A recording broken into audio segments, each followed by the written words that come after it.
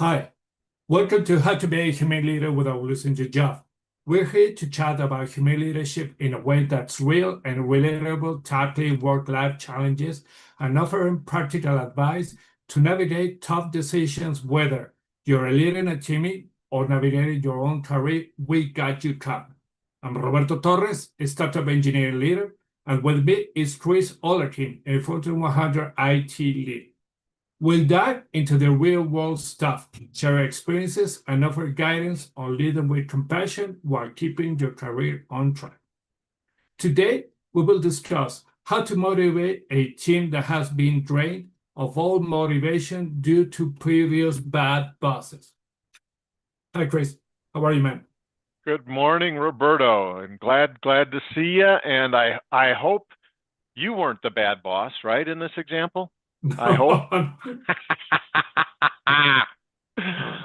Yeah, but it happens, doesn't it, right? As we've moved around in our careers, when you move into a new role, there are things that you inherit, right? Things that have been happening around you, and one of the things that could have been operating was some bad principles, right? A bad actor, a bad boss, or somebody being a boss instead of being, a humane leader. And gosh, yeah, a demotivated team is a serious challenge. What are some of your thoughts on what you would do to get them kind of back up to full operation? Yeah, sure. It is a real challenge that a human leader has to tackle, especially when you have this new team for you, but they have all this lack of motivation. Well, it's something that it is not a change that should occur in a fast way. That has to go in an extended period of time because doesn't matter what you will say, they will they will say, no, no, I don't think this guy will do this change, or they're so full of demotivated that they won't trust you. So at the beginning, what I do is to be like a radar, in which what I will do is to try to spot on all the problems that they have, what were the situations before that they got the team into this situation, and begin talking on one-on-ones, mentioning, hey, this one-on-one, it is a safe place for you to express yourself. Everything that you will be telling me here and what I will be telling you, it will be like Las Vegas. What happens in Las Vegas stays in Las Vegas. So it is the same. What happens in this one-on-one will stay on this one-on-one. And this is the first set of strategies and tasks that I do. But tell me about yourself. Have you Yeah, faced this before? I certainly have faced it before, and I think your honest approach to have that safe space to discuss it is critical, but also publicly acknowledging, and publicly may mean just the team meeting, right? Where you've got, let's say, 10 team members, just a hypothetical, 10 team members, and you've got the group together, and just acknowledge, look, the way things were in the past, I don't agree with what happened. I don't know why it happened like that. I don't know why, um, you know, the pressure was so great, or the stress was so great, or the demands, or the swearing was taking place, or whatever it was, that you feel started to demotivate the team. But publicly acknowledging, like, look, I'm here, I'm new. I don't know what was happening in the past, but my operating style is this, and acknowledge that things need to change and things weren't great before. I've seen new leaders come in where the new boss was over me, and the new boss comes in and doesn't want to admit that things were bad before. Well, then how is this boss ever going to fix it? He's going to remain a boss. If Yeah. you don't kind of own up to things need to change, things need to be different than they were before, I think you lose some credibility with your team right out of the box. your first day on the job, and you're saying things were great before and we're going to continue to do great, the whole team's going to be like, things weren't great. You clearly don't know what you're talking about, and now you have to rebuild that. You already lost all your credibility. Now you got to rebuild, and you're starting out in the hole. So, if you got hired into a new role, whether you were in the company and have some insight, or you're a new hire coming from the outside, but in the hiring process, you were told that things need to change. The team was very demotivated. Be upfront. You be honest. Look, I was brought in to help try and re-energize the team and come in with a different approach to give you guys more tools and a better way to manage the stress, but still get a lot done. Openly acknowledge it. That should be, in my opinion, can usually be public information, unless what the bad boss did was illegal or was harassing somebody, or something like that. You probably can't talk about those things, but anything that you can publicly disclose to the team to build your credibility, to demonstrate what you're going to do. Don't tell them you're going to do something, demonstrate.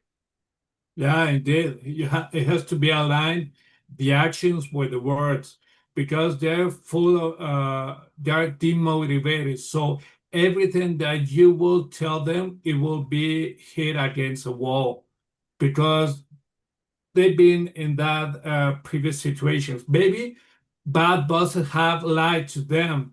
So anything new that you will tell them, they will say, no, maybe this guy is lying. I don't want to feel the bad situation that I felt before. And for that, it is something that you as a human leader, have to create this trust, nurture and foster continuously. They have to sense that your words has a meaning, that your actions are aligned with your words, that they will have to decide these trade-offs. Should I trust this guy versus doing the stuff that he's direct me to do? It is an ongoing work process that maybe it will take too long, but it will be worthwhile of doing that. Otherwise, excuse me, it will be it will backfire. If you say something and you don't are true to your words, it will backfire to you. So you have to be really aware of this situation. Not going to the past, but saying, hey, this is a new future for us, to be humble, to be at sometimes maybe vulnerable in these one-on-ones, to gain trust with them, and do not lie to them. Absolutely. That's one of the things that is in my humane leadership handbook is, never lie. Sometimes you have to withhold a truth because it's secret for the company, but never lie. The other thing you mentioned was, this is not a fast process. You're not going to come in and remotivate the team in a week. There may be urgent deadlines that you've got to get done in a week, in a month, in 90 days, et cetera. But, to remotivate the team isn't going to be something rapid. So, if you can have some early wins to build that trust is very critical. So do something small. Is there some pain point that the team has from the previous leadership that is within your control? So you can't have, the company can't reject it, let's say, or it's not within the budget. Hey, everybody, from now on, we're going to do 1 week a year in the Caribbean on vacation to do our work from there. I doubt the company's going to approve that. Don't be promising that. But is there some early wins that you can promise? Hey, I have found it's very helpful for the team to get together just informally to talk about how things are going, unstructured. This is, I came from a huge company, right? And we used to have Six Sigma stuff and all this structured stuff. But some of the most creative solutions and the things that kept the team most motivated were the unstructured thinking and creative ideas.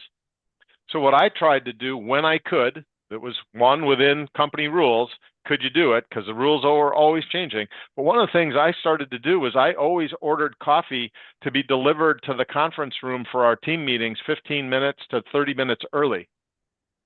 And I would get there 30 minutes early, have everything set up for the meeting, whatever the agenda was that we were going to do. But if the team could show up, you know, people started showing up early to have some coffee, stand around and talk a little bit. Hey, how was your weekend? Great. You know, we usually had these meetings on Wednesdays or Thursdays. This is all pre-work 10 days from home kind of stuff out of the month. But, you know, this was back when we were always in the office pre-COVID.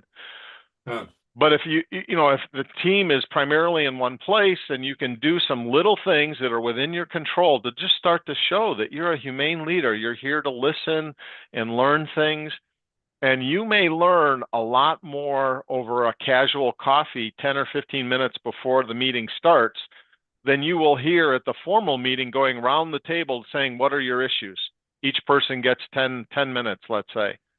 You're probably not going to hear as much as during that as you would hear during just the kind of the more informal, oh, Roberto, Mary from marketing came over and she wants to totally change how we do a customer intake. And, you know, we just redid this 6 months ago and it took us, 6 months to get all the requirements and reprogram it. And we blah, blah, blah, blah, blah, blah. That may not come up in the roundtable because it's a politically hot potato because Mary's so powerful in marketing. But over coffee, standing around the conference room table, they may tell you the real deal, which is, Mary went way over budget. We got yelled at and we got in trouble because, to meet Mary's commitments, we had to buy things we weren't supposed to. And that's why the old boss was yelling at us. And you find out all kinds of interesting things in less formal situations. And it starts to build that trust, slowly building the trust of the team that, hey, we can talk about this thing and be real. And nobody's taking notes that Mary in marketing, pushes us to go over budget and gets us in trouble. Yeah, and I love this action that you did with coffee because it could be either for a young guy to old gal, excuse me. Coffee is the fuel that boosts many people around the office. But I like more important is that you care for them, that you prepare, that you were 30 minutes early, that you have coffee. So they will go rigid to that meeting room and they will ease down at first, and then future meetings they will be more mingling with you and with the team, and they will feel more trust. I think one thing that is important here is to identify the generation that our team is. And what I mean, you and I are almost at the same age, well, 6 years apart, but well, we're close. But what about if we are a humane leader, which are in our 50s, and we have a team which are in their 20s?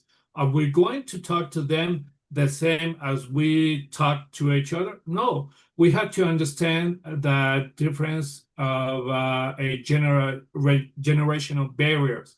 So to gain their trust, we don't have to talk their way, but we have to understand, because a bad boss might be the one who said, I'm in the 50s and I will talk to you as if you were in the 50s. No, you have to talk them differently.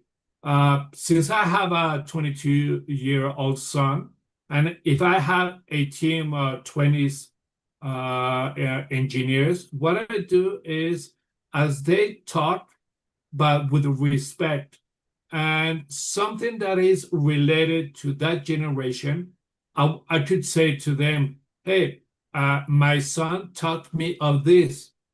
And, it crumbles and it shatters this fractured communication and begin doing an open communication. They understand that I will talk to them as they do. But when I reach that sense of communication with them, they open. That Yeah, no, I agree, because you cannot, us old timers cannot that's all cannot times. fake being 20 years old, and we shouldn't, because it seems fake. It will seem fake to them. Yeah. It will build distrust, because they're gonna say this person is trying to be something that they're not. So you need to be who you are.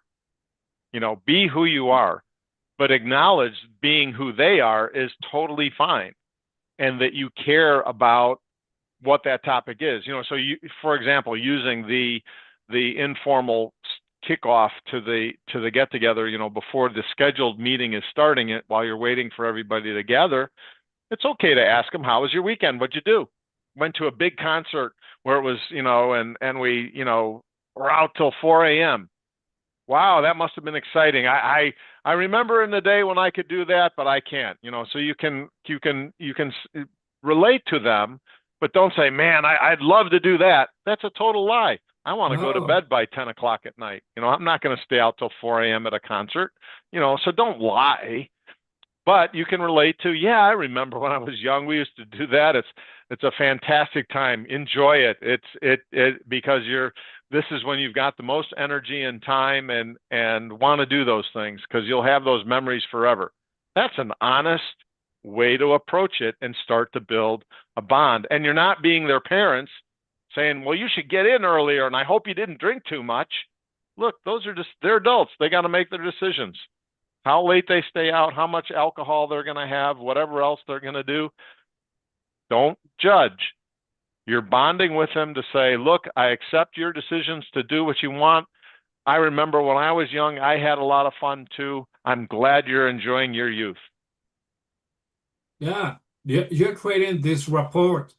Otherwise, if you act as their parents, that will plummet everything that you have created with them and built. And it is an ongoing process that, as I mentioned before, it will take you a long time.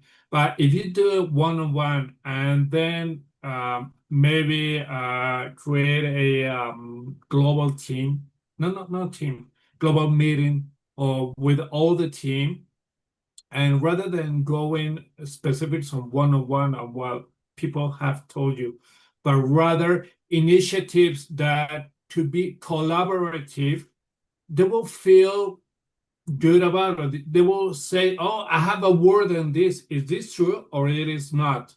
Because if you say, this is my word and this is what has to be done, it won't be a success, it will be a failure. But otherwise, if you begin talking to them and, hey, does that make sense to you? No? Okay, could you explain this to me, why this doesn't make sense and what should we do? And you begin creating questions, asking questions rather than giving answers, and let them talk. They will give you their pain points as well as what they makes them itch. And in a short amount of time, some person might say, "Hey, I want to reach you because I have this idea, or should we do this project?" It is something that it will be brick by brick, creating a building. Exactly. And by listening to that, right, you start to get to the core burnout issues. By giving them time to, and that comfort level, they can then you truly find out, what was the real cause of the burnout. Was it the actual boss's management style? Okay, we're definitely different, right? We're humane leaders. Or was it from top down, something that unfortunately the leader had to be a bad boss, because much farther above them, the work demands were just completely crazy, unrealistic. Maybe they were time slicing between way too many things, so nothing got done. You moved 1,000 things forward 1 inch instead of moving one thing 1,000 feet forward to the goal line. And as you uncover these things, then you can start to help the team, let's say, be valued for what they can do, right? And so in the example, let's say they start to express their frustration with so many priorities. I mean, this was a common theme where I was at, where the most frustrated teams were usually the ones that had 1,000 priorities and they moved them all forward 1 inch and didn't finish anything. Well, then you, as the new humane leader, you get this feedback. You finally learn this from the team. You've got to talk to your upper management to say, look, we can't have all these things as the number one priority. What are the real number one priorities? I'll deliver on those. We'll try and move everything forward, but if these are the top things, we'll finish these things. And again, remember those early wins. We want some early wins with the team. So is there some project that if you focused on, that you could get it finished and get it off their plate so it's just done and behind them? That early win may get you the most credibility. It may not be the top priority of leadership of the company, but if you get something off the plate, it's an early win, and now they're not frustrated that they're only moving 999 things forward 1 inch. Some of the things like that can be the most frustrating to the team, but they're not going to tell you until they trust you. So you have to build this rapport as quickly as you can, but it can't be that, it doesn't happen overnight. But if you can start to address, what are these frustration points and what are the things within your control that you can help them overcome so that they see you have some early wins. Your leadership style is different. You're a humane leader. Hey, and we got some things off our plate and we have some successes that we can celebrate those successes. And then the team's going to start to come around and say, all right, we've got a chance. Still going to be hard. Still could be a lot of demands on us. We still may be understaffed or whatever. But if you can have some of those early wins, then this team's trust in you builds. And you just need to continually build that trust. Yeah, indeed. And one thing also that I had to add is when we talk about ourselves, we had to tell them, I am a humane leader. And it will be not only the repetition, it will be that I mentioned that I'm a humane leader, plus my words, plus my actions equals success of the team, motivation of the team. That's our main goal. And Absolutely. if we do that, we're on the other side. But most important, we are true to ourselves and to the team. And we will do, we'll rock. I completely agree. My test of the humane leadership is always with however I conducted myself that day as the humane leader. Do I go to sleep at night and not regret any of my actions? I can go to sleep soundly at night. I'm a humane leader. You're doing the right thing then. Great words, man. Awesome. Well, I think with this, we can end this episode. We will be talking about this in future episodes, but very good. Well, have a great day. Have a great